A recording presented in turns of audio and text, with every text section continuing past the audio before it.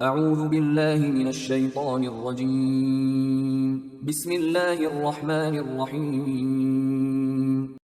سورۃ طٰہٰ آیات نمبر 86 تا 98 میں حضرت موسیٰ علیہ السلام کی سرگزشت کے بقایا واقعات، موسیٰ علیہ السلام کی کوہ طور سے واپسی، سامری جادوگر کا سونے کے زیورات سے ایک بچھڑا بنانا اور بنی اسرائیل کا اس کی پرستش کرنا، موسیٰ علیہ السلام کا سخت ناراضگی کا اظہار کرنے کے واقعات۔ اعوذ باللہ من الشیطان الرجیم۔ فرجع موسیٰ الى قومه غضبان اسفا۔ پس موسیٰ علیہ السلام سخت غصے اور رنج کی حالت میں اپنی قوم کی طرف واپس آئے۔ قال یا قوم الم یعدکم ربکم وعدا حسنا۔ اور کہا کہ اے میری قوم کے لوگوں، کیا تمہارے رب نے تم سے ایک بڑی بھلائی کا وعدہ نہیں کیا تھا؟ افطال علیکم العہد ام اردتم ان یحل علیکم غضب من ربکم فاخلفتم موعدی۔ کیا اس وعدے کے بارے میں تم پر کوئی بہت بڑا عرصہ گزر گیا تھا، یا تم چاہتے ہو کہ تم پر تمہارے رب کا غضب نازل ہو جائے کہ تم نے مجھ سے جو وعدہ کیا تھا اس کی خلاف ورزی کر ڈالی؟ قالوا ما اخلفنا موعدك بملكنا ولكننا حملنا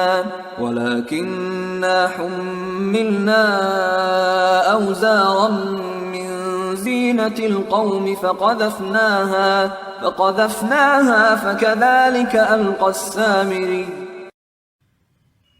قوم کے لوگوں نے جواب دیا کہ ہم نے تم سے جو وعدہ کیا تھا اس کی خلاف ورزی اپنی خوشی سے نہیں کی، لیکن معاملہ یہ ہوا کہ کبتی قوم کے زیورات کا جو بوجھ ہم پر لدا ہوا تھا وہ ہم نے آگ میں ڈال دیا، اور اس کے بعد سامری نے بھی جو کچھ اس کے پاس تھا آگ میں ڈال دیا۔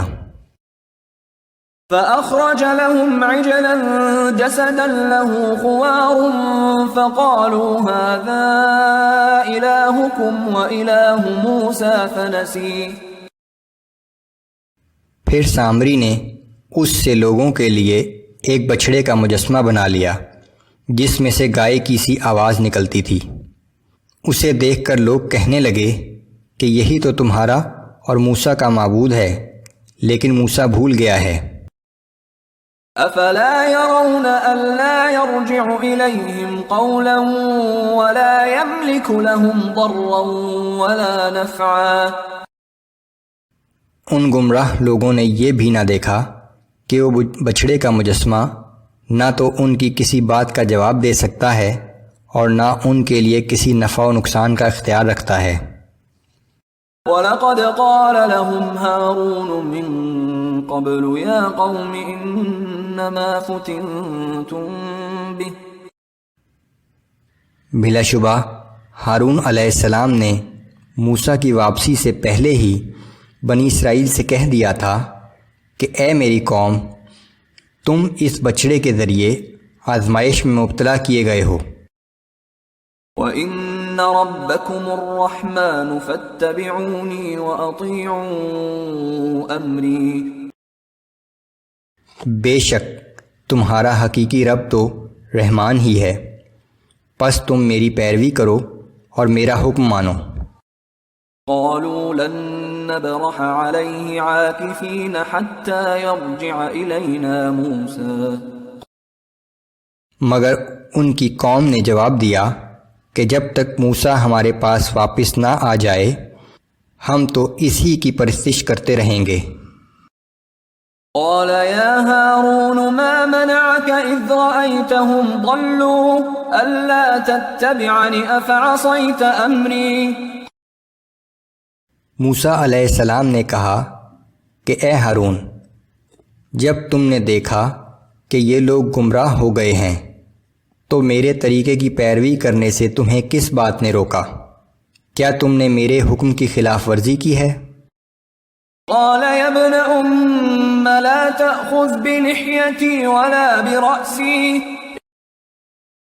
ہارون علیہ السلام نے جواب دیا کہ اے میری ماں کے بیٹے، میری داڑھی اور سر کے بال نہ پکڑ، إني خشيت أن تقول فرقت بين بني إسرائيل ولم ترقب قولي. مجھے تو اس بات کا خوف تھا کہ تو واپس آ کر کہیں یہ نہ کہے کہ اے ہارون، تو نے بنی اسرائیل میں پھوٹ ڈلوا دی اور میرے حکم کا انتظار تک نہ کیا۔ قال فما خطبك يا سامري. پھر موسیٰ علیہ السلام نے پوچھا کہ اے سامری، تیرا کیا معاملہ ہے؟ قال بصرت بما لم يبصروا به فقبضت قبضة من أثر الرسول فنبذتها وكذلك سولت لي نفسي. سامری نے جواب دیا کہ میں نے وہ کچھ دیکھا ہے جو ان لوگوں نے نہیں دیکھا، پس میں نے اللہ کے بھیجے ہوئے فرشتے کے نشان قدم کی ایک مٹھی بھر خاک اٹھا لی، پھر وہی مٹی میں نے اس مجسمے کے منہ میں ڈال دی، اور اس وقت میرے نفس نے مجھے یہی کرنے کی ترغیب دی تھی۔ سامری نے لوگوں کو گمراہ کرنے کے لیے ایک گائے کا مجسمہ بنایا جس کے منہ سے آواز نکلتی تھی۔ اس نے یہ مجسمہ اس کاریگری سے بنایا کہ جب تیز ہوا چلتی تو اس مجسمے کے منہ سے گزرتے ہوئے آواز پیدا کرتی۔ جب اس نے موسیٰ علیہ السلام کو غصے کی حالت میں دیکھا تو اپنے پاس سے ایک کہانی گھڑ لی کہ میں نے جبرائیل علیہ السلام کو دیکھا تھا اور ان کے قدم کے نیچے سے مٹی اٹھا کر اس مجسمے پر ڈال دی تو اس میں جان پڑ گئی۔ بہرحال یہ بات موسیٰ علیہ السلام کا غصہ ٹھنڈا نہ کر سکی۔ قال فاذهب فإن لك في الحياة أن تقول لا مساس وإن لك موعدا لن تخلفه. موسیٰ علیہ السلام نے کہا کہ یہاں سے دور ہو جا، اس زندگی میں تیری یہ سزا ہے کہ تو کہتا پھرے گا کہ کوئی شخص مجھے ہاتھ نہ لگائے، اور تیرے لیے عذاب قیامت کا ایک وعدہ اور بھی ہے جو تجھ پر سے کبھی نہ ٹلے گا۔ وانظر إلى إلهك الذي ظلت عليه عاكفا. اور اب اپنے اس معبود کی طرف دیکھ جس کی تو ہر وقت پرستش کرتا تھا۔ لنحرقنه ثم لننسفنه في اليم نسفا.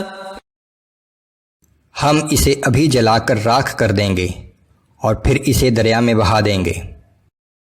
انما الہکم اللہ الذی لا الہ الا هو وسع کل شیء علما. بلا شبہ تمہارا معبود حقیقی صرف اللہ ہے، اس کے علاوہ کوئی عبادت کے لائق نہیں، اس کا علم ہر چیز پر حاوی ہے۔